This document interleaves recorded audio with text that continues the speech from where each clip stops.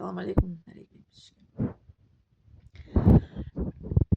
После этого потом моя мама приехала из Душанбе.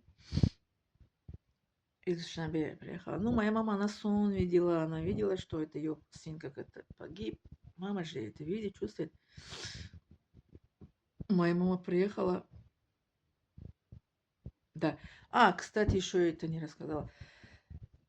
Полицейский сказал мне, что если тебя насиловали, они мне дали бумагу, что это я пошла к гинекологу, что гинеколог посмотрела, что у меня это все ли со мной в порядке. Потому что он сказал, мало что они, если насиловали, это значит, они насильщики, они вдруг это тебе что-то не заразили.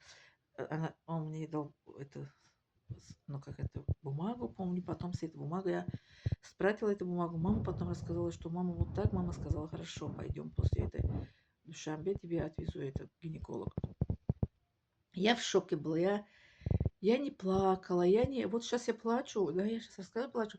А тот момент я вообще не плакала, я в шоке была, в шоковом состоянии была. Все соседи, они удивляются, почему я не плачу. А никто еще это не знает, кроме моей мамы, что меня изнасиловали, понимаете? Моя мама говорит, что сказала, что никому не говори, никому не сказать.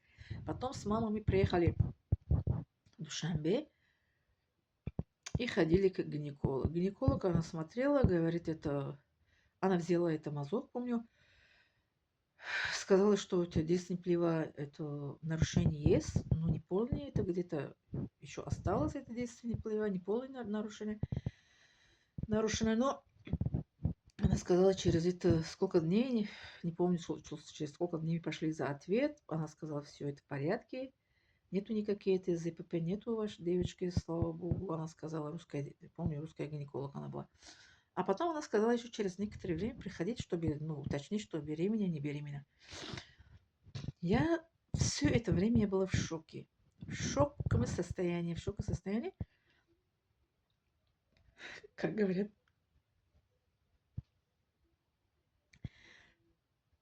Я как попала в депрессию, такой жуткой депрессии, что у меня, конечно, это не было как это легко. Я потеряла брата, потеряла свой, как это, честь, да, как у нас. Я не была замужем, я девственница была, вот эта ситуация, я была девственница. Мне было 20 лет, да. 20 лет мне было, когда меня изнасиловали.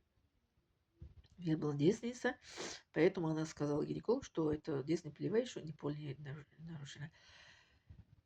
Я потеряла брата, я потеряла свою честь. Я все мне, разрушила все этот план, который с братом я хотела пойти, поступить, учиться.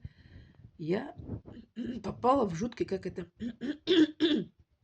такой депрессия, такой стресс, который я толко смотрела одну точку. Точку вот так смотрю, стою, и ни с кем не разговариваю, ни с кем. Я не хочу ни с кем общаться, хочу быть где-то далеко от людей. Потом я это по времени, который гинеколог сказала мне ходить с мамой, она сказала, нету беременности. Теперь мама сказала, спокойно, мы можем это забрать девчонки и отправить куда-нибудь подальше. Потом они привезли, в Узбекистан, это знакомые, это семье. Потом оттуда брат приехал, нас забрал в Москву. Меня с сестренкой. Да, приехали в Москву. Сейчас я еще расскажу вам насчет Москвы, когда мы приехали в Москву. Благодарю.